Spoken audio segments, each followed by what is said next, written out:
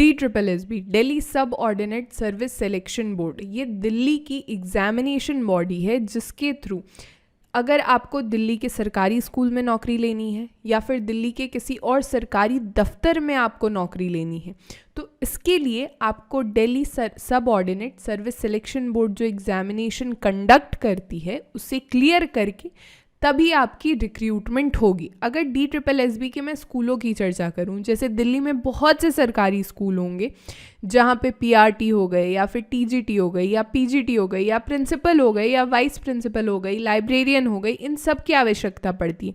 तो इन सभी के लिए कौन एग्जामिनेशन कंडक्ट करेगा? DSSB ही एग्जामिनेशन कंडक्ट करेगी। लेकिन किसी भी स्कूल को चलाने के लिए क्या सिर्फ टीचिंग पोस्ट की आवश्यकता पड़ती है? नहीं, ये बहुत ही अपने आप में ही गलत धारणा है।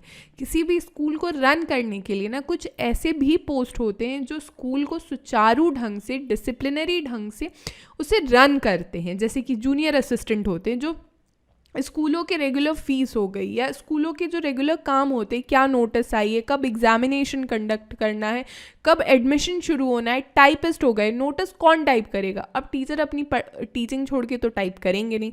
दिल्ली के कुछ सरकारी स्कूल ऐसे भी होंगे जहाँ पे हॉस्टल की सुविधा होगी, तो उस हॉस्टल की देखरेख कौन करेगा? ऑब्वियस सी बात है ना कि वो वार्डन ही करेगी। तो इस तरीके के जो डिमांड्स होते हैं, इस तरीके की जो पोस्ट होती है, तो उनके लिए जो किसी भी तरीके की एग्जामिनेशन कंडक्ट करनी होती है वो DSSB ही करता है। जैसे कि यहाँ पे आप देख सकते हो कि कुछ नॉन टीचिंग पोस्ट हैं जो DSSB ने कुछ अभी हाल फिलहाल में इनकी वैकेंसी आई थी, लोअर डिवीजन क्लर्क हो गई या जूनियर असिस्टेंट हो गए या फिर स्टेनोग्राफर हो गई, या फिर यहाँ पे आप देखोगे कि लोअर डिवीजन क्लर्क कम टाइपिस्ट हो गए, यहाँ पे जूनियर स्टेनोग्राफर हो गए, असिस्टेंट ग्रेड हो गया। इन सारे जो पोस्ट है ना, इनकी वैकेंसीज कुछ अलग अलग डिपार्टमेंट्स में ज़रूरत है। किन के? दिल्ली गवर्नमेंट के ही डिपार्टमेंट्स में ज़रूरत है, तो वहाँ के लिए इन सारे पोस्ट की वैकेंसी रिलीज़ हुई थी। इसके अलावा किसी भी तरीके का आपको डाउट है टीचिंग जॉब में, टीचर एजुकेशन फील्ड में, कि किस तरीके से आप अपना सॉलिड करियर बना सकते हो, तो अभिलाष सर खुद हर 4th Sunday webinar meet conduct करते हैं जहाँ पे अभिलाष सर बहुत क्लोजली चर्चा करते हैं स्टूडेंट्स के साथ, और डिस्कशन में वो जितने भी मेजर टॉपिक्स होते हैं कि हाँ जिसके थ्रू स्टूडेंट्स आराम से काफ़ी इजीली वो सरकारी नौकरी इंश्योर कर सके, चाहे वो टीचिंग पोस्ट पे हो या नॉन टीचिंग पोस्ट पे हो, जिसके रिगार्डिंग आपको अपडेट हमारे टेलीग्राम ग्रुप साथ ही में व्हाट्सएप ग्रुप पे भी मिलती रहेगी। दोनों की लिंक मैंने नीचे डिस्क्रिप्शन बॉक्स साथ ही में कमेंट में भी पिन कर दिया। आज जो मेजरली मैंने पॉइंट आउट कर रखा है वो कुछ इस तरीके के पोस्ट है, जैसे जूनियर असिस्टेंट हो गए या लोअर डिवीजन क्लर्क हो गए।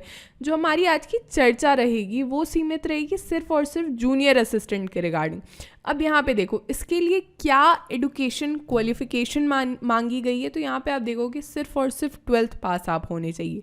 क्या ये पर्याप्त है? नहीं। यहाँ पे देखो एंड लिखा हुआ है, यानी इसके साथ ही आपको 35 वर्ड्स पर मिनट की आपकी स्पीड होनी चाहिए इंग्लिश में, साथ ही में 30 वर्ड्स पर मिनट की स्पीड होनी चाहिए हिंदी में।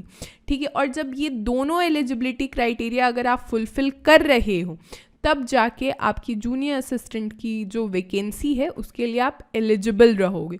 इसके साथ ही अगर आप थोड़ा सा इसका सिलेबस देखो कि किस तरीके से जो एग्जामिनेशन है, या मैं यूँ कहूँ जो पहला Tier 1 होता है वो सिलेक्शन होता है, तो Tier 1 का जो सिलेक्शन होता है वो होता है, उसका सिलेबस ना काफ़ी सिंपल है। 200 मार्क्स का पेपर होता है, 200 क्वेश्चंस रहते हैं और 2 घंटे का समय होता है, जिसमें क्या क्या क्वेश्चन आता है। जनरल अवेयरनेस के पेपर रहेंगे, यानी करंट अफेयर्स हो गया, पॉलिटी हो गई, इकोनॉमिक्स हो गई, ज्योग्राफी हो गई, हिस्ट्री हो गई, मेंटल एबिलिटी एंड रीजनिंग के सवाल रहते हैं 35 मार्क्स के, numerical ability and data interpretation कुछ क्वेश्चन उसके रहेंगे, फिर लैंग्वेज कॉम्पिटेंसी यानी हिंदी और इंग्लिश लैंग्वेज के भी सवाल रहते हैं।